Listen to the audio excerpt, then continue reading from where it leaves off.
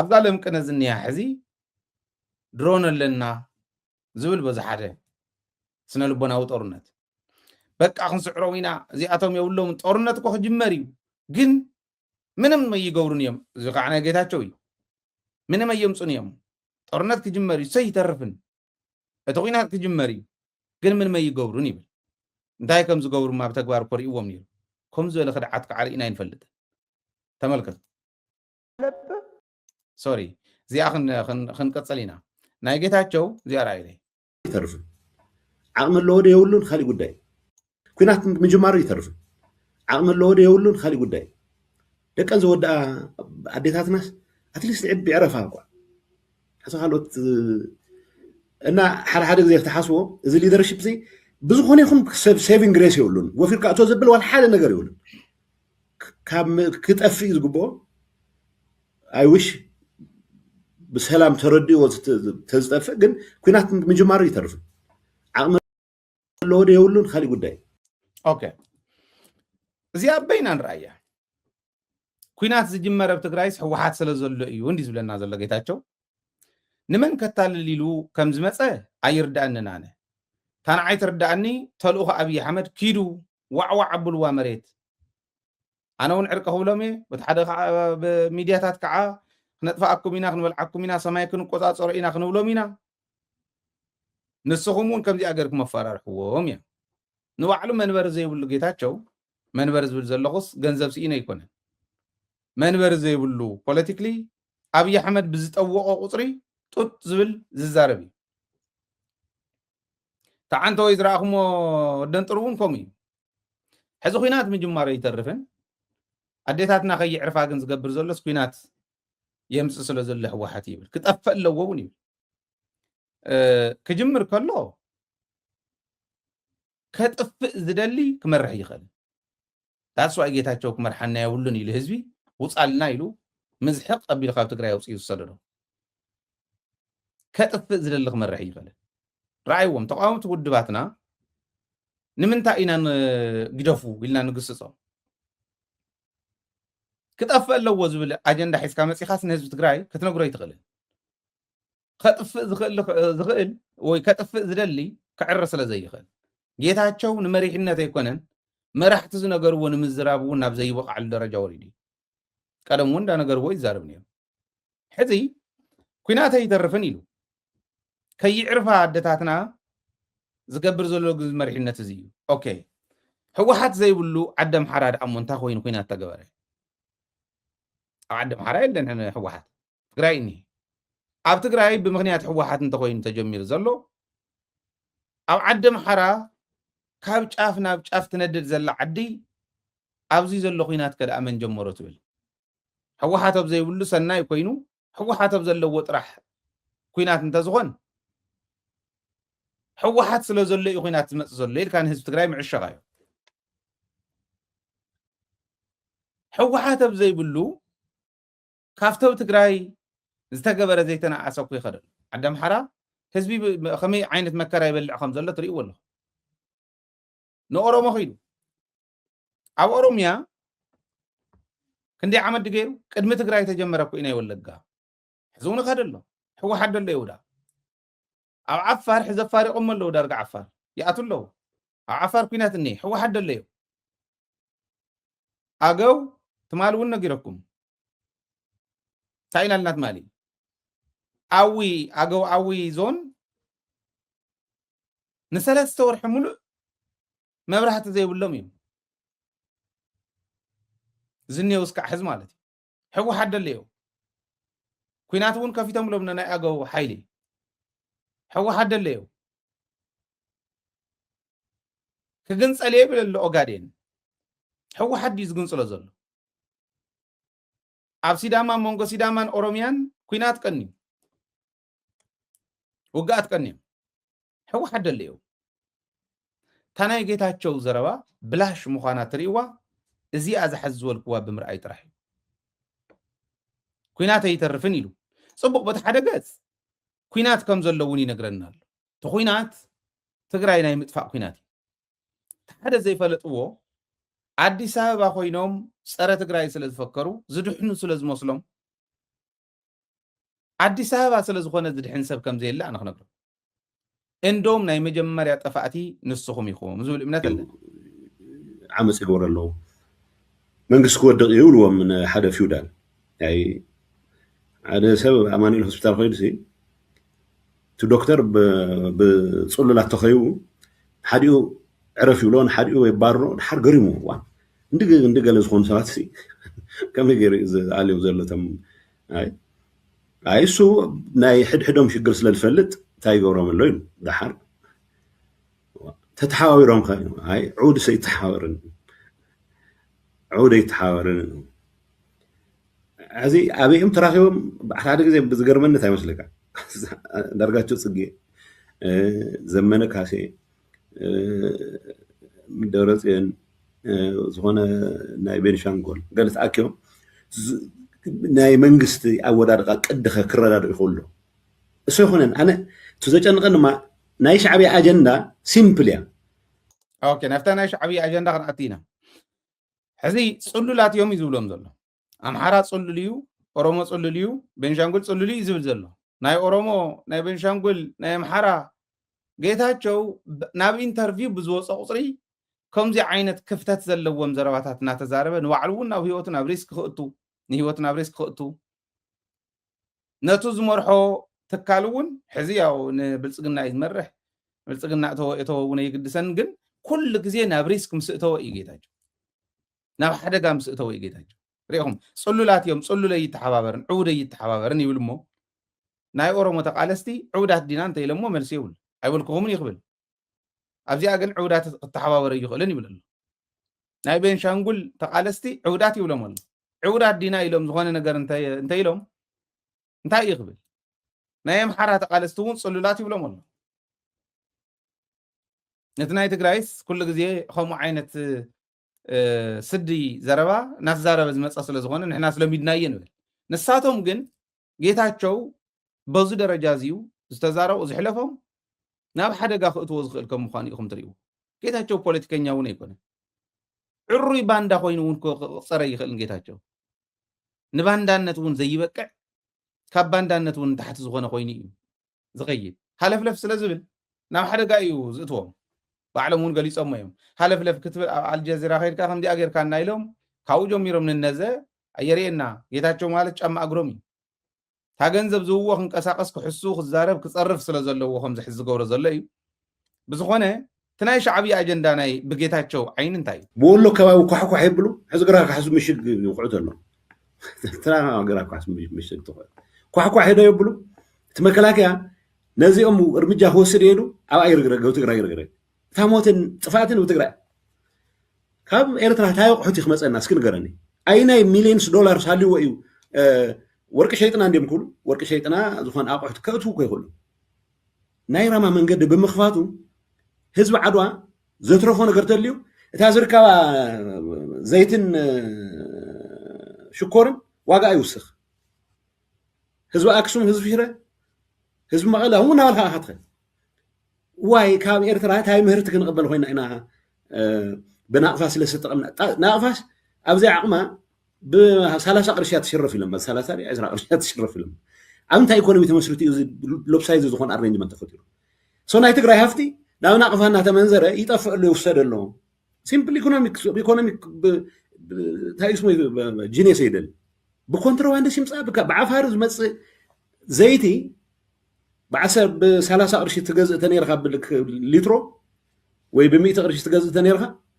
إيرترا من قد مستخفته نفس اللي 400 أتل نداد تناول له ما بزحت حسوتي نداد اوكي جود نداد تيوم زولس حسوتي مون قرن نداد انا حلافيقا نزل اخيقا نداد يتول له بويلو كو تعاويات حزي نداد يتول له صواري يتول له يتو اويات حقي نداد نصوارن يتول له بحال حاسوت اندحر كوينو حاسوتي بللنا طرح حزريهم معراب تግራይ እውን ኣይፈቅደሎም ውን እንዲዝበል ሓቢርና ክንሪአን ኢና እዚ ኩታ ኤርትራ ባዕላ ነዳድ ክትእቱ ትኽእለዋ ካበይ ዝመጽ ሃብቲ ዘይብሉ ሶ ከምፅዎ ዝኽእሉ ባይ ዘ ወይ ኢሳያስ ብጣዕሚ ብሱል እዩ ንሰርቫይቫሉ ክብል እዞም ሰባት እዚኦም ክርግረግሉ እዩ ዝደሊ እምበር ናብ ምዕራብ ገፅ ትዎ ብስሩ ትውር ከይትብልዋ ኮይዶም كعدمو يا نتمكلك انا باركاكم صوين حزي يوم صامات دقنا حيزو نابك موصي كباب لما طوقي خفتو كباب زول وقي خفتو بحيلي يخردنو او سودان زول حيلون او سودان قوم نجر كيسرح ناي خال اجندا ما فصم خوينو كتتاق تقول حزيت امام نسو مخانو خرداكم قدمون صمامي حقي حيش تا صرفس ناب بعلي ملسا نمنتا اذ خمزو لكم زلخو بعيننا نريو باذننا نسمعو ابز سمون زي ذهبناكم زينا كو اخل كوي معراب تግራይ ስትጉር ከይትውልልዎም ይብል እንታይ ኣለዎ ስለ ምዕራብ ትግራይ ሻዕብያ ዝውስን ምዕራብ ትግራይ ምእታውን ዘይምእታውን ንውስኖ ንሕና ኢና ናብዚ ኸይዶም ናብዚ ይከዱን ክንብሎም ሓበሬታ ክነውፅእ እንተደልዮም ኣይነውፅን ከምኡ ይንብልን ግን ናይ መጀመርያ መሬት ዝምለስ ብሰራዊት ትግራይ ዝምለስ ምዕራብ ትግራይ ፎተኻ ጸላእኻ ናይ መጀመርያ ዝምለስ ንሱ ፈልጥ ያነ በቀዳማይ ውን ወረዳ ቅሪብና ስለ ዝነበርና ጻድቃን ንምዕራብ ትግራይ ከይኸዱ አውዚ ንሓዞም አወለማጣ ንሓዞም ካብ ራያ እስከ ዓንድርታ እስከ ዓልዓላይ እስከ ዓመቐለ ዘሎ ንሓዞም ኣብዚአን ብዓፋርን ብራያን ጌርና እንተሒዝና እዮም ንምዕራብ ትግራይ ይኸዱ ውን እንዲያ ታ ዘረባ ነይራ ሳኮያ ታጻድቃን ዝበላ እዚኣ ጌታቸው ውን ነይርዋ እታ ዘተ እዚኣ ንኽገብሩ ብቆቦም ጽዮም ብዓፋር ውን ኣምጽዮም ሰለስተ እንተን ዝኸበብሎን ከበባ ኢሎም ዝሓዝወን ዓፋር ካብ ቆቦ ናብ እስካዕ ሰቆጣ ዘሎ ኣብኡን ሓራ መሬት ኢሎም ኣቕሚጦምሉ ዘለው ካብኡ ምዕራብ ትግራይ ብጸሊሞ እየን እዚአን ንምዕራብ ትግራይ ንኸይንኸድ ቦዚ እንዳሓዙ ኣብቲ ምኽክር ከፍ ኢሉ ዝወዓለ ሰብኣይ ኣብቲ ምምኽኻር ከፍ ኢሉ ዝወዓለ ሰብኣይ ኣብዚ መፅሒ እዚ ፀማማት ስለ ዝኾኑ ንምዕራብ ትግራይ ይኸዱን እዮም ይብል ኣብዚ ክንሕዞም ኢና ተባሂሉ ተመኺሩለይ ስለ ዘሎ እዩ ግን እኛም አውቀናል ጉድጓድ ምሰናል ዝበለ ጃዋር ከምኡ ኢላ እንጭዋ ኢሉ እዚ ተፈሊጡስ ንዕኡ ዝኣክል ዓቕሚ ኣበይ ከም ዝሕዘካ እልፊ ፀማም ናተጓተተ ክመፅእ እዩ ከኣነ ዘሕዝነኒ እቶም ኩናት ከምዚ ክንገብር ኢና መቐለ መዓልትታት ክንኣቲና ሓፂር እዋን ክንኣቲና ዝብል ጃህራ ሒዞም በዓል ከምዚ ዝበሉ ገፈጥ መፈጥ ኣታሊሎሞም ዘውፅዎም መናእሰይ ክብልዑ ምዃኖም እዩ ምክንያቱ ንዕኦም ኣብ ቅድሚት ገይሮም እዮም ከኣትሽዑ እንተኽኢሎም ኣፎም ዝመሊሶም ናፍቲ ይውግኡ ናብ ሓቶም ይምፁ ተዘይክኢሎም ግን ኣብ ከምዚ ዝበለ ውድቀት ከይኣቱ ይጠንቀቁ ባህል ያነ ፎቶኻ ፀላእኻ ግን ምዕራብ ትግራይ ኣብ ሓፂር እዋን ኣብ ኢድ ተጋሩ ከኣቲ ሓዙለይ እዚ ምዕራብ ትግራይ ኣብ ሓፂር እዋን ኣብ ኢድ ተጋሩ ከኣቲ ዳስዋይ ኩድሮን ታገብር ዲኺል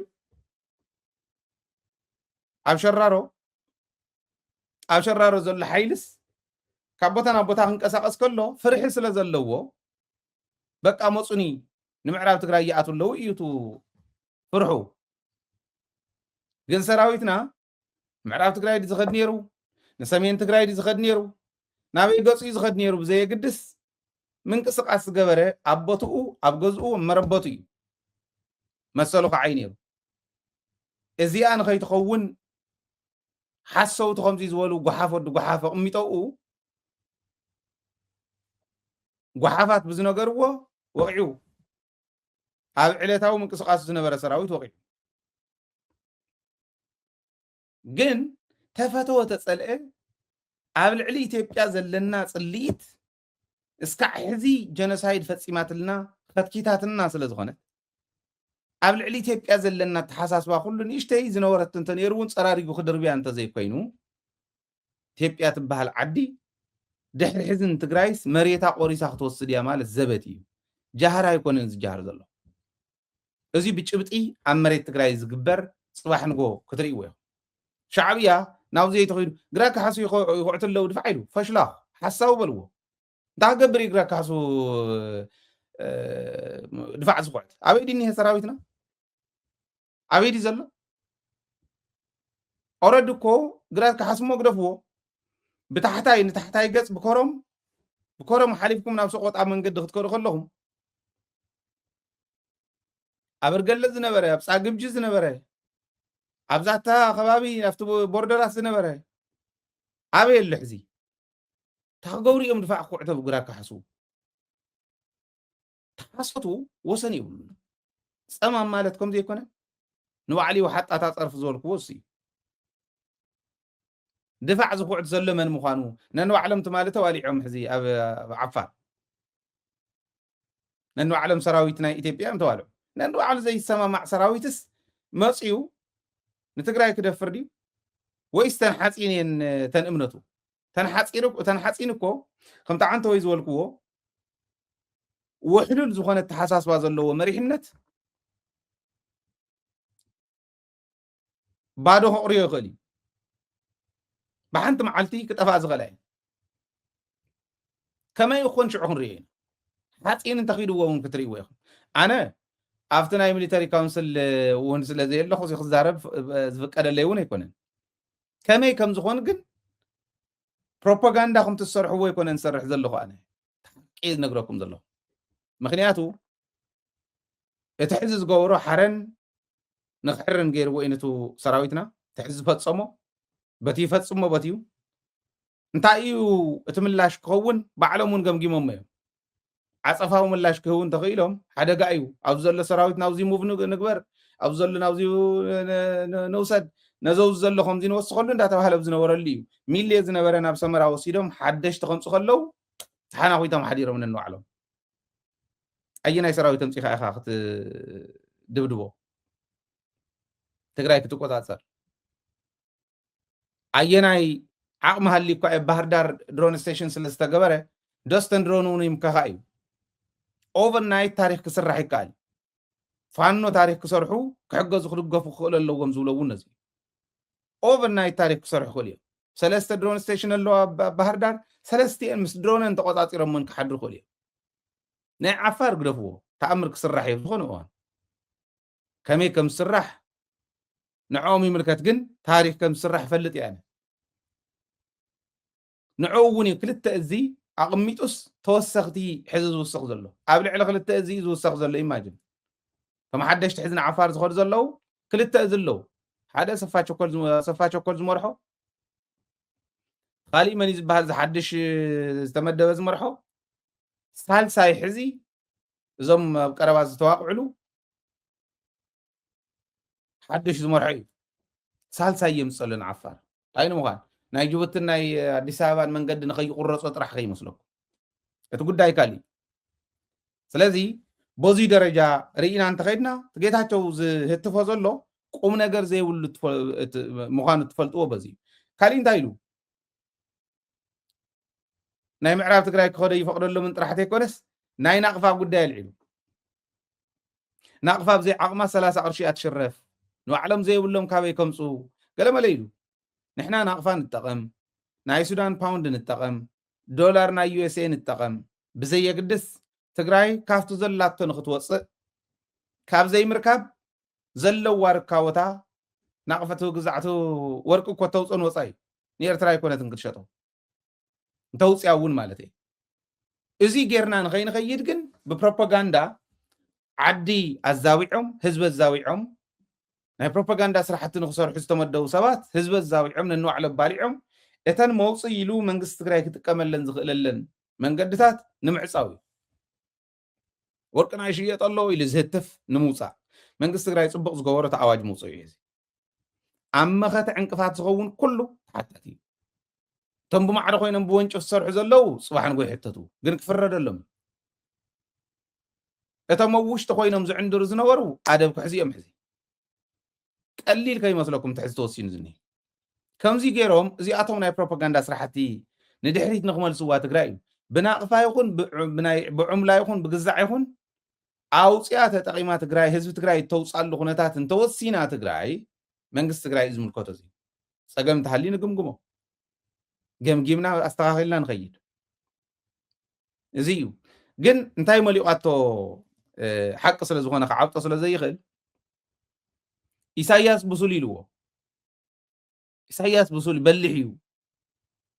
ብጥቕሙ ማንም ኣይሽውደን ኢሉ ትኽክል እዩ ክሽውዶ ኢሉ ኣብዪ ኣሕመድ ከይዲ እዩ ህዝቢ ትግራይ ረኪሱ ትማለ ውፅአልኩም የታ ሚስጥር እዚኣ ዶክመንተሪ ሰሪሖም እዮም ፓተንት ስለ ዘለዎ ኢና ኣብዚ የቕረብናዮ እምበር ዶክመንተሪ ሰሪሖም እዮም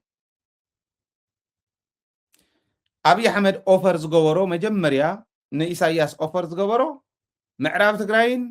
ኮንቴስትድ ዝበሃሉ ኤርያታትን ክበካ እየ ኢልዎ እንታይ ማለት እዩ ውዕል ኣልጀርስ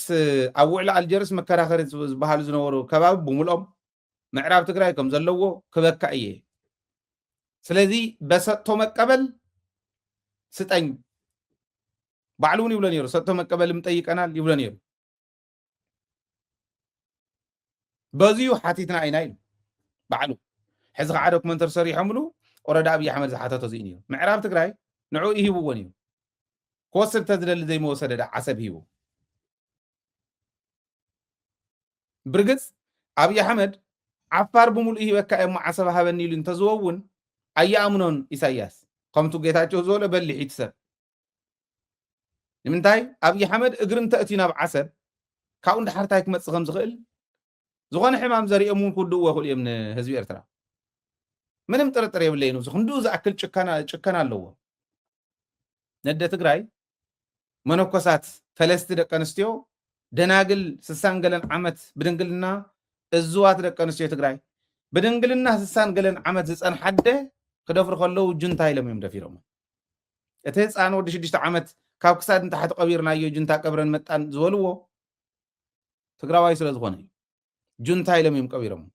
ብረት ሒዙ ስለ ዝዋግኦም ኣይኮነን ትግራዋይ ስለ ዝኾነ እዩ ዕላምኦም ዘርእናይ ምጥፋእ እምበር ዝኾነ ነገር ኣጀንዳ ሃልይዎም ንዕኡ ንምፍፃም ኣይነበረን ካብዚ ወፃኢ ነበረ እንታይ ኣጀንዳ ማለት እዩ እዚኣ ጠፊኣቶ ከይመስለኩም ጌታቸው ክንዱ ዝኣክል ፀማም ምዃኑ ክሓስብ ዘለዎ ንሱ እምበር ፀማም ኢሉ ዝፃረፍ ጌታቸው ክኾን ኣይኽእልን ክብለለ እየ እዚ ሓደ እዩ ነዳደ ይተውን ኢሉ ካብ ኤርትራ እንታይ ኢና ክንእቱ ኢሉ ንሕና ካብ ኤርትራ ንክንእቱ ከይኮናን ባሕሪ ወደብ ውሰዱ ተባሂልና ተጠቐሙሉ ተባሂልና ካብ ኤርትራ እትዎ ይኮነን ኤርትራ እንታይ ባሕሪ ኣድልይዋ መንገዲ እንዳሉ ኤርትራ ትኽእሎ ትገብር እያ እንኽእሎ ንሕና ንሕግዞም ዝኽእልዎ ንሶም ክሕግዙና ካብኡ እንዳሓር ግን እንእትዎን ነውፅኦን ኢምፖርት ኤክስፖርት ዝግበር ኮ ካብ ኤርትራ ኣይኮነን ወዲ ሓወበይ ዲ ዝበለ ኣወል ካብ ኤርትራ ኣይኮነን ካብ ኤርትራ እንተኾነ እውን ኤርትራ ንኢስዋ ኣይኮነን ትኽክል እዩ ኣብቲ ናይ ዴቨሎፕመንት ስራሕቲ እኹል ዝኾነ ስራሕ ይሰርሑ ኣነ እውን ክብል ክእል እየ ግን ኤርትራ ጥራሕ ኣይኮነን ንሕና እኮ ተጋሩ ኢና ብቱሪዝም ጥራሕ ክንነብር ንኽእል ተጋሩ ኦኬ ብሕርሻ ጥራሕ ክንነብር ንኽእል ተጋሩ ብመዓድን ጥራሕ ክንነብር ንኽእል ተጋሩ በዓል ጌታቸው ፀማም ወዲ ፀማም ስለ ዝኾኑ መራሕትና ዳኹ ኮይንና ከፍ ዝበልና እኮ ተጋሩ ኮይና ሕና ናይ ኤርትራ ሃፍትን ናይ ትግራይ ሃፍትን ከመይ ገይሮ ኣፈላልዩ ክርኢና ኣበይ ደውፅሕዋ ኢን ትግራይ ጌታቸው ዘዝረኸበ ናብ ዊስኪ ሒዙ ዝኸይድ ናብ ምሕሰቢ ናብ ላይብረሪ ኣይኮነን ዝኸድ ነይሩ ህዝቢ ኣይኮነን ዘውቃዓሉ ነይሩ ጌታቸው ጥራሕ ኣይኮነን ኦፍኮርስ ኩሎም እዮም ግን ንሕና ብቱሪዝም ጥራሕ ኣበይ ኣሎ ኤርትራ ክንዱ ኣበይ ኣሎ ኢትዮጵያ ክንዱ ክንዲ ትግራይ ዘለዋ ደሎ እዩ ንሕና እኮ ብሕታውያን ኮይና ብዓለም ብዙሕ ግዜ ደጋጊመ ይገልጹ ሕዚ ደኣ ሓምስ ምስ ይትብሉ ኣለው ናይ ፈለስቲ ውንብድና ንርኢ ኣለና ናይ ጳጳሳት ውንብድና ንርኢ ኣለና እምበር ትግራይ እኮ ብሕታዊት ወናኒት ጽላተ ሙሴ እኮ እያ ብሕታዊት ብዓለም ዓለም 8 ቢልዮን ህዝቢ እስላማዊ ክርስቲያኑ ዝዓዲ እዚኣ ኣርክ ኦፍ ዘ ካቨነንት እትውንን ዓዲ ትግራይ ትበሃል ዓዲ የላ ኢሉ ክመፃ ዝግባእ እኮ ትግራይ እኮ እያ ጌታቸው እዚ ደይሰብኽ ነይሩ ጌታቸው ዊስኪ እዩ ዝልጥጥ ነይሩ ሸለኮ ሓይዙ ስውኡ እዩ ዝግልብጥ ነይሩ ንትግራይ ከምዚ ኢሉ ዝሓሰበላ ይመስል ኤርትራ ድኻ እያ ይብል እንተነኣሰ ኤርትራ ሃገር ኮይና ትግራይ ከምቲ ኤርትራ ዝኾነት ሃገር ክንገብራ ድሕሪኡ ናፅነት ኢንዲፔንደንስ እንተመፅዩ ሃገርነት እንተተረኺቡ ድሕሪኡ ዘሎ ናፅነት ባዕልና ክነምፀኢና ኢሉ እኮ ቀስና ክመፅእ ኢሉ እኮ ሃገር ይገበር ሃገር ዝገበረ ኢሳያስ ማለት ክምክሓልካ ይኽእል ይብኡ ፀገም የብሉን ዘይብላ ካበይ ክነምፅእ ከንታይ ኢኻ ክትሕግዞ ንሕና ናይ ካሊእ ሰብ ክሕግዘና እውን ኣይንደል ወይ ስንፍና ስለ ዘሎ ተዘይኮይኑ ትግራይ ዓርሰ ምርኮሳ እይቱ መንገድ ኢልና ኢና ንኸይድ ክንኮን ከዓ ንኽእል ኢና እቲ ዝቆፀርክዎ ሕዚ እኹል እዩ ነይሩ ዩናይትድ ዓረብ ኤሚሬትስ እኮ ካፍተን ዝማዕበላ ዝበሃል ዓድታት ሓንቲ ኮይና ትቕፅለሉ ዘላ ቱሪዝም እዩ ሓደ ቴክኖሎጂ እዩ ካሊእ ከዓ ኦይል እዩ ንሕና ኣብቶም ጎልድ ፕላስ ዝበሃሉ ናይ ብሪክስ ሕዚ ኣብኡ ኣቲኻ ሓያል ጥቕሚ ክርከበሉ ክእል እዩ ትግራይ ሃፍታም እያ ድኻ ኣይኮነትን ኤርትራ እውን ሃፍታም እያ ድኻ ኣይኮነትን ስለዚ በዓል ጌታቸው ከምዚ ዝብሉሉ ምክንያት ዳኣ እንታይ እዩ እንተኢልኩም ተልእኾ እዩ ካሊእ ተኣምር የብሉን ሳሙራ እውን ሰሙን ይብል ነይሩ ክመፁ ክእሉ እዮም መላማጣ ክበፅሑ ክእሉ እዮም ካብኡ ግን እየሓልፉን ይብል ነይሩ ይዞ ወይ ንኣብይ ኣሕመድ ኣታሊሎም ኣብ ናይ መጨረሻ ሰው ኢሉ ኣወዳድቑ ብዓለም ተራእዩ ዘይፈልጥ ኣወዳድቃ ከውድቕዎ እዮም ዞም ሰባት እዮም ኣወዳድቑ ስኢሉ ንተኣምር ንዓለም ዘገርም ይኸውን ንዓለም ዘገርም ይኾን ኣወዳድቑ ሕማቕ ኣወዳድቃ ይኮን ምክንያቱ ደርግስ እኳ እንተነኣሰ መናእሰይ እውን ከላዕሉ ከሎስ እዚዩ ጅሁር ሰላሌ ለሚ ግዛዕምዛዕ በፂሖም ናይ ወያነ መናእሰይ እንታይ ትገብር ኣለካ እንዳበለ እዩ ዘልዕል ነይሩ ወያነ እዚ ወፂሑ ኣሎ ይብል ነይሩ ናይ ወያነ ሓይሊ እቲ መጀመርያ እምበር ድሓር እንዳተረድኦ መፅኡ የብሎምን እዚኦም ኩናት ክጅመር ትርጉም የብሎምን ዝብል ዓንጃል ወዲ ዓንጃል ኣኪቡ ግን ናብ ከመይ ዝበለ ገደል ክፀድፍ ከም ዝኽእል ራእይዎ ተሓታት እውን ዝሓተቶ ደብረፅዮን ገብረ ሚካኤል ሕዝስ ኣዛዚ ሰራዊት ይብለሎ ኣነ መራሒ ይብለሎ ገለ እዩ ዝብል ዋላ ብዜና እውን አንዳፍታ ገለመለ ዝበሃላ ናይ ኣብይ ኣሕመድ ኣፈለሳን ኣውፅዮን ኣሎ ኣርእየ ኣለኹ እሞ ኣብይ ኣሕመድ ድዩ ኮማንደር ኢንሽፍ ክኾነላ ንትግራይ ዳኣ ደልዩ ፕሬዚደንት ትግራይ እዩ ፕሬዚደንት ትግራይ ኮማንደር ኢንሽፍ ናይ ትግራይ እዩ ፎተኻዮ ፀላእኻዮ ቅር እንተይሉካ ቅራርካ ውሓጥ ምንም ዘዘራርብ ነገር የብሉን ሕዚ ደብረፅዮን ሎሚ እዩ ፅባሕ ዝመፅእ ፕሬዚዳንት እውን ኮማንደር ኢንሽፍ ናይ ትግራይ እዩ ላዕለዋይ ኣዛዚ ናይ ሰራዊት ትግራይ እዩ ኣዛዚ ኣለዎ እቲ ሰራዊት ቺፍ ኦፍ ስታፍ ኣለዎ ኮማንደር ኢንሽፍ ናይ ትግራይ ግን ምንም ጥርጥር የብሉ ፕሬዚደንት ናይ ትግራይ እቲ ኣዋጅ ከምኡ ዝብል እዚ ኣዋጅ እዚኣስ ከምዚ ኢሎም ዓውጆም ይዓውይ ዝበሃልኒ ሕዚ ሚድያታት ኢትዮጵያ ራእዩ እቲ ኣዋጅ ተትሕዝትኡ ብዙሕ እዩ ግን ኣብቲ ኣዋጅ ደብረፅዮን ገብረ ሚካኤል ፕሬዚደንት ናይቲ ዓዲ ላዕለዋይ ኣዛዚ ናይ ሰራዊት ይኸውን ይብል እቲ መዋቅር ፅቡቅ ከምዚ ማለት ሰነፍ ይኹን ንፉዕ ይኹን ብዘየግድስ ሽዑ ተገምጊሙ ይለቀቕ ተገምጊሙ ይሽለም መዋቅር ምህላው ሓደ ሰራዊት ንበይኑ ዓርሱ ዝኸኣለ ሰራዊት ናይ ሰራዊት እዚ ምህላው ካልኣይ እቱ እዚ ናይ ሰራዊት እውን ከምዚ ባዕዩ ሰራዊት ካብ ሰራዊት ክልተ ካብ ክልተ ካብ ሰለስተ እንዳተባሃለ ናብ ፖለቲካ ኣቲኻ ጀነራላት ሕምዝቕዝቕ ዝበሃል ዘይብሉ ምዃኑ ብጣዕሚ ብሱል ኣካይዳ እዩ ክድነቕ ዝግብኦ ኣካይዳ እዩ ስለዚ ትኽክል እዩ ላዕለዋይ ኣዛዚ ሰራዊት ትግራይ ደብረፅዮን ገብረ ሚካኤል እዩ ምንም ጥርጥር የብሉ ኮማንደር ኢንሽፍ ናይ ትግራይ ደብረፅዮን ገብረ ሚካኤል እዩ ትግራይ እኮ እንደውም ኣብቲ ኣዋጅስ ብሄራዊ ክልላዊ መንግስቲ ትግራይ እዩ ዝብል ትኽልላውስ እንታይ ኢሎም እዮም እትዮም ሞይለ ኣነ ከዓ ቅር ኢሉኒ እንታይ ኢሎም እዮም እትዮም ሞይለ ቅር ኢሉኒ ማለት እዩ ስለዚ እዚ ምዃኑ ይበልዓላ ኢልዎም ሕዚ ራእይዎም ዝኾነ ነገር ክትረክብ ከላ ትግራይ ከም ከልቢ እዮም በቃ ስጋ ከም ዝረኣየ ከልቢኦም ዝመፁ ወይ ዝንቢ ዝኾነ ፃባ ወይ ስጋ ዝረኣየ ዝንቢ ሃመመሞም ይብሉ ራእይዎም እዮም ትግራይ ዝኾነ ነገር ክትውስን ከላ ኩሎም እዮም ዝወፁ ሳሞራ ወፅዩ ለምቅናይ ካልኦቶም እውን ትርእይዎም ኣለኹም ኣዲስ ኣበባ ኮይኖም ቡሕቡሕ ይብሉ ኣለዉ ጌታቸው ወፅዩ ኦኬ ዝረኣኹሞ ወደንጥሩ እውን ከምኡ ትፅቡቕነቱ ናይ እዚኦም ስብእና ጠንቂቑ ዝፈልጥ እዩ ሰራዊት ትግራይ ጠንቂቑ ዝፈልጥ እዩ ፖለቲካዊ መሪሕነት ትግራይ ተዓብዪ ነገር ንሱ እዩ ኣነ ዘለኣለሙ በትሕዚ ዘሎ እንተዝቕፅል ይሓይሽ ጌታቸው ተመሊሱ ካብ ክመርሓ ወይ ወደንጥሩ ኣቲስ ዝኾነ ኣዛዚ ካብ ክኾን ወይ ሳሙራ ካብቲ ዝፈለጥናዮ ግዜ ነዘ ከምኡ ደረጃ ክሕዝ ካብ ክብሉኒ ኖ ከም ዘለው ዘለኣለሞም ይምርሕዋ ኢለ ክኸይድ እየ ዝውስን ምክንያቱ ናይዚኣቶም ሕመቕ ናይቶም ዘለው ሕመቕ ንኽእርም ህዝበይ ሒዘ ናብ ገደል ክኣቶ ይደልን እቲ ህዝቢ ነፃ ዝወፀሉ ናፅነቱ ዘረጋግፀሉ መንገዲ ክንክተልና ይግድን ስለ ዝኾነ ማለት እዩ እዚቱ ክፈልጦ ዘለዎ ጌታቸው ተመልከቱ ተስንፍናና ግን ክነግሮ ብፍላይ ዳያስፖራ ኣነ ኩሉ ግዜ ኤግዛምፕል እስራኤል እየ ዝጥቀም እስራኤል ንምንታይ ይጥቀማ ናህናን ናይ እስራኤልን ታሪክ ተተሓዘ ጥራሕ ኣይኮነን ሲሚላሪቲ እውን ኣለዎ ፓራሌል ዝኸዱ ብዙሓት ነገራት ኣለዎ እስራኤል ንእሽተ እያ ብዓዲ እስራኤል ጭቁንቲ እያ ብዙሕ ተጨፍጭፋ እያ መከራ በፂሕዎም ጀኖሳይድ በፂሕዎም ልዕሊ 6 ሚልዮን ኣይሁዳውያን እስራኤላውያን ተቐቲሎም እዮም ተጨፍጭፎም እዮም 6 ሚልዮን እዚ ኩሉ ምስ በፅሖም ግን ናይ መወዳእታ ክንነብር እንተኮይና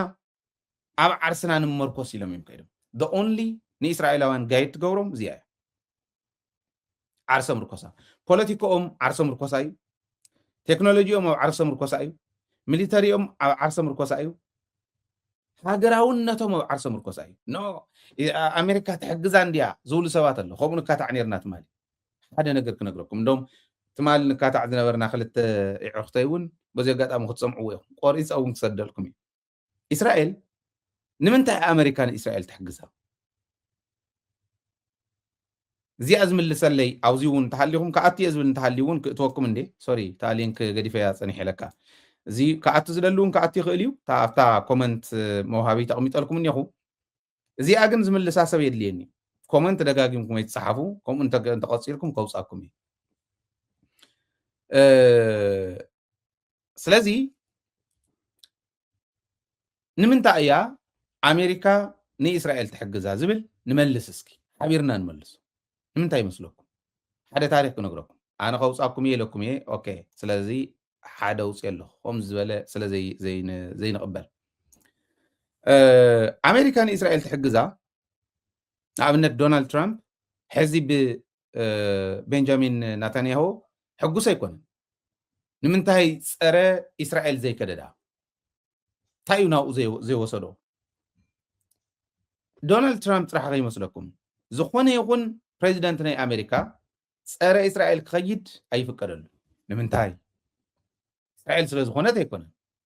እስራኤል ኣሜሪካ ስለ ዝኾነት ኣይኮነን ወይ ሓንቲ ስቴት ናይ ኣሜሪካ ስለ ዝኾነት ኣይኮነን ክወዳደር እንተኮይንና ይግድን ዝኾነ ይኹን ፕሬዚደንት ናይ ሪፐብሊካን ይኹን ናይ ዲሞክራት ናይ ግድን ናይ እስራኤል ሴኪሪቲ ከልዕል ኣለዎ ብፕሬዚደንሻል ፀወትኡ ማለት እዩ እዚዩ ኢትስ ቢካዝ ኦፍ ኤፓክ ዝበሃል ኣሎ ኤፓክ ማለት ኣሜሪካን እስራኤሊዝ ፐብሊክ ኣፌርስ ኮሚቲ እዩ ዝበሃል ናይ ኣሜሪካን ናይ እስራኤልን ፐብሊክ ኣፌርስ ኮሚቲ እዩ ዝበሃል እዚ ኮሚቲ እዚ ስኢሉ ኮሚቲ ከይመስለኩም ኮሚቲ ጥራሕ ከይመስለኩም ብጣዕሚ the most powerful lobbyist group ዝበሃል እስራኤላውያን እዮም እዚኦም the most powerful lobbyist group ዝበሃል እዮም ስኢሎም ኢንፍሉዌንስ ይገብሩ ከይመስለኩም ኢንፍሉዌንስ ይገብሩ እዮም ብዘረባ ጥራሕ ከይመስለኩም ብገንዘብ እውን ፈንድ ይገብሩ why because 25% ናይ ኣሜሪካ ቢልዮነራት እስራኤላውያን ስለ ዝኾኑ ከመይ ገይሮም ከምኡ ኮይኖም በቲ ናይ እስራኤል ኢኮኖሚክ ሰርክል ተታሒዞም ተደጋጊፎም እምበር ሓደ ሰብ ባዕሉ ስለ ዝገበረ ኣይኮነን ተደጋጊፎም እዚ ክገብሩ ኤፔክ መስሪቶም ማለት ናይ ነዊሕ ግዜ ታሪክ ዘለዎ እዩ ኤፓክ ዝበሃል እዚ ግሩፕ እዚ ማለት እዩ ናይ ነዊሕ ግዜ ታሪክ ኣለዎ እዚ መስሪቶም ብፈንድ እውን ኢንፍሉዌንስ ብምግባር እውን ሓያላት ሎቢስት እዮም እዚኦም ማለት እዩ ንኣብነት 2024 ኢሌክሽን ጥራሕ ናይ ዝሓለፈ ናይ 2024 እቶም ፕሮ እስራኤል ዝበሃሉ ጉጅለ ልዕሊ 450 ሚልዮን ኣውፅኦም ነቲ ኢሌክሽን ፈንድ ይገብሩ ማለት እዩ ይውዎም ሓንቲ ሰበይቲ ጥራሕ ሜርየም ኣደልሰን ትበሃል 100 ሚልዮን ዶኔት ገይራ ናብቲ ግሩፕ ሕዚ ክንደይ ናይ ዝኣክል ጠንካራ ምዃኑ እቲ ግሩፕ ከሪአኩም ደልየ እዚዩ ነቶም ፕሮ እስራኤል ዝበሃሉ ካንዲዴት ክድግፉ እዮም ፕሮ እስራኤል ዝበሃሉ ካንዲዴት እዚኣቶም ስኢሉ ቀሊል ከይመስለኩም ናይ ሴኔት ናይ ኮንግረስ ውሳነ ዘቕይሩ እዮም يترفدنا يقول سب تودادار امبلي انت يلغى سر اسرائيل خيدي انت يلغى نعم جون اف كينيدي راي the first man the first president ኣብ ታሪክ ናይ ኣሜሪካ ናይ መጀመርያ ፕሬዚደንት እዩ እስራኤል ናይ ኒውክሌር ቦምብ ናይ ኒውክሌር ፕሮግራማ ኣይድግፎን ኢንቨስቲጌሽን ክካየድ ኣለዎ ዝበለ ድሕረ ዋርሕ ከመይ እንታይ ከም ዝገበሩ ኣሳስኒት ገይሮም ወረዲ ድሕረ ዋርሕ ጠፊኡ ከም መነጥፊዎ እንታይ ተገይሩ ነዋን ነውስ ንሶም ዲኦም መጥፊኦም ካሊእ ደጥፊዎ ኣነ ንሶ ይኮነን ዝብል ዘሎ ግን እስራኤል ዝተቃወመ ፈንዲ የብሉን ንህዝቢ እውን ናይ ህዝቢ ይኹን ናይ ካሊእ ናይ ኢንፍሉዌንሻል ዝበሃል ሰባት ኢንዶርስመንት እውን ይረክብን ኢሌክሽን እውን ዊነ ይገብር ነው ኣሜሪካ ማለት ናይ ኣሜሪካ እዩ ዝነግረኩም ዘሎ እስራኤል ክንዲ ሕንጢት ትኾን ክንዲ ፍርቂ ትግራይ ትኾን ብኤርያ ከምዚ እንድሕር ጌራ ኣበየለና ንሕና ኢልና ምሕታት ከድልየና ስኢልካ ምፍካር ኣይኮነን ዓንተዎም ሰዓርከ ይከራኸርኒ በቃ ድፍን ዝበለ በቃ እዚኣቶም ስቕ ኢሎም ከምዚ ዝበሉ ከምዚ ዝኾነ ነገር ይፀርፍ እሞ ካብ ሞት መፍትሒ እንታይ እንተልካ ኣብ ናተይ ዕድመ ዘሎ ሰብ መፍትሒ ሒዙ እንተዘይተኸራኺር ስኢሉ ፀርፊ ጥራሕ ተኮይኑ እንታይ ትርጉም ኣለዎ በቃ ከለይ ይኽእልን እዚ እዞም ሰባት እዚኦም እዞም ከም ዝበለ ዝውድብ እዚ ናልካ ትራገም ኦኬ ዝውድብ እዚ ገለል ነብሎ ታይት መፍትሒ ካ እንተልካዮ ግን ቁይጥ እያ የለን መፍትሒ ትውልድና ንምለሶ ናብ ኖርማል ታመን ንምሃር ካብ እስራኤል ካብ ኢራን ንምሃር ካብ ካሊእ ንምሃር ነምፃዮ ናብቲ ምዕሩይ ይከይድ ማለት እዩ ትመድሓኒት ንሱ እዩ ኣብይ ኣሕመድ ስለ ዝፈከረ ይኮነ ኣሜሪካ ፈኪራ ናይ ኣሜሪካ ፕሬዚደንት ፈኪሩ ብልዕሊ እስራኤልስ ዝኾነ ነገር ገብር ከም ዘይኽእል ጆን ኤፍ ኬነዲ ኤግዛምፕል ውሰዱ ኦኬ ዝኾነ ይኹን ዓዲ ኣብ ልዕሊ ዝኾነ ዓዲ ቴክኖሎጂ ለኒሉ ፈኪሩ ከምቲ ኣብይ ኣሕመድ ፈኪርዎ ዝበልኩኹም እንተፈኪሩ እውን እንታይ ክመፅእ ይኽእል ካብ ኢራን ተምሃሩ ኢራን ውሰዱ ኢራን ሕዚ ወል ንኢራን ክንቅጥቅጥ ኢና ይብል ኣሎ ሕዚ ከዓ መይሱ ብቀዳማይ ናታንያሁ ክነግሮ ይብል ነይሩ ሕዚ ከዓ በቃ ክንቅጥቅጥ ኢና ይብል ኣሎ ትራምፕ the only reason ትራምፕ ከምኡ ንኽብል ናይ ናታንያሁ ውሳነ ምንም ጥርጥር የብሉን ምክንያቱ ትራምፕ ከምኡ ዝበለ ፅባሕ ናይ እስራኤል መከላከያ ሚኒስትር ሕማቅ ውሳነ ወሲና ዕፅፊ ዓፅፋዊ መልሲ ክንወስድ ክንህብ ኢና ምስ በለ ቅድሚኡ ግን ትራምፕ ይልምን ነይሩ ኣሜሪካ ኣትያቶ እኒሃ ዓዘቕቲ ከቢድ እዩ ከመይ ጌራ ኢራን እንዳኣ ከምኡ ኮይና ኣብ ውሽጢ እውን ሓድነት ኣለዋ ቴክኖሎጂ እውን እያ እንዳቐበረት ፀኒሓ ብጣዕሚ እንዳሰርሐት ፀኒሓ ናይ ውሽጦም ኣብ ውሽጦም ተኣማሚኖም ፀኒሖም ነገር ግን ዲፕሎማሲ እውን ኣለዎ ቻይና ትሕግዝ ኣላ ራሽያ ትሕግዝ ኣላ ፓወርፉል ዝኾና ናይ ዓለም ሃገራት እየን ዝገጥማ ዘለዋ ኣብ ኢራን ኦፍኮርስ ኮይናት ኣብ ኢራን እዩ ግን ኢራን ንናፅነታ ድጋፍ ናይቲአን ስለ ዘድልያ እቲአን ከዓ ንልዕልንአን ናይ ኢራን ጥንካረ ስለ ዘድልየን ዝየጋጨን እየን ዝኸዳ ዘለዋ ፅምዶ ዝፍጠር ስኢሉ ኣይኮነን ፅምዶ እየን ፈጢረን ዘለዋ ፅምዶ ማለት ንሱ እዩ ስለዚ ንሕና ኣባና ይኹን ጦርነት ኣይኮንና ንብል ዘለና ንሕና እውን ካሊእ ፅምዶ ፈጢርና ኢና እንደም በሊሖም እዮም ኦፍኮርስ ክንድቲ ዝድለድ ኢና ንኸደ ዘለና ስኢለ ኣጋጅፈ እዮም ክድቅሱ ከዓ ክገብሮም ኣይደልን እዩ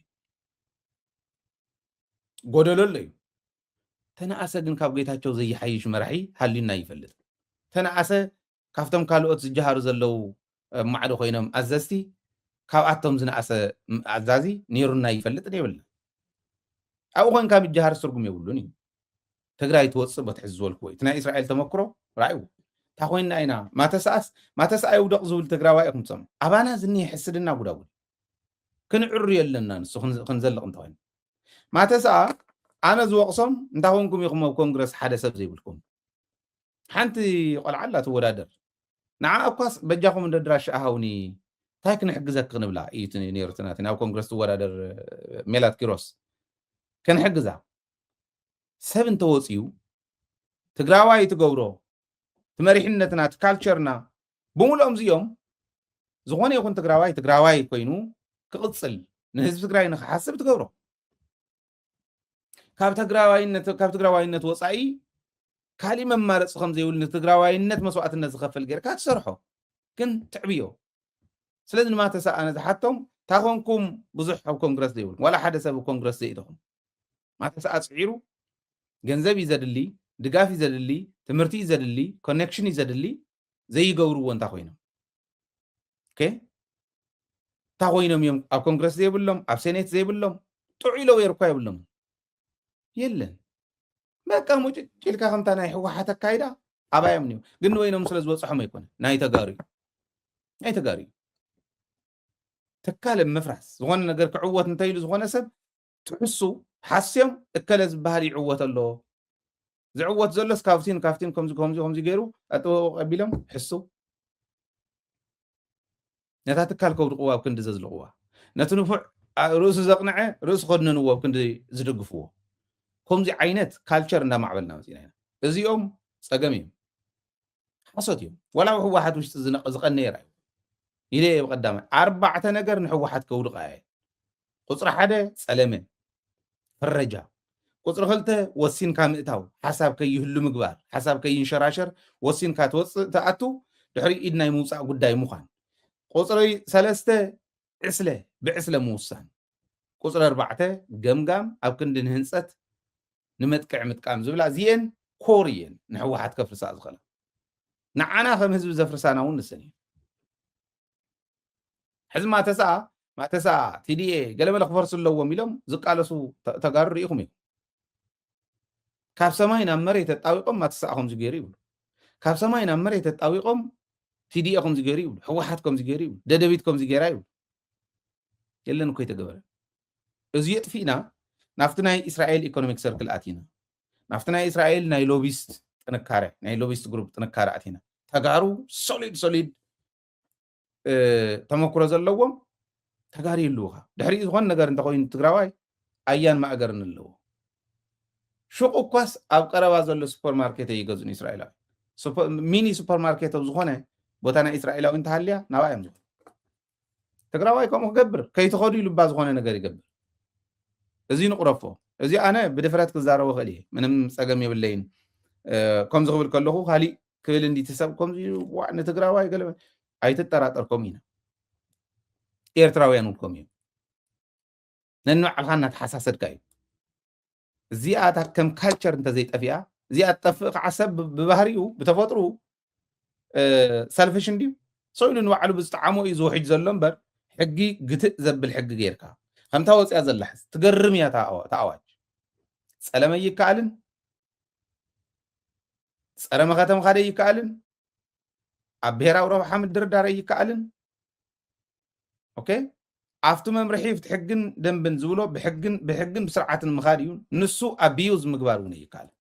እዚኣ ትብል ንተግባራውነታ ኢና ክንሰርሕ ዘለና እምበር ፅብቕቲ ኣዋጅ ያይለ ወሲደ እያ ኣነ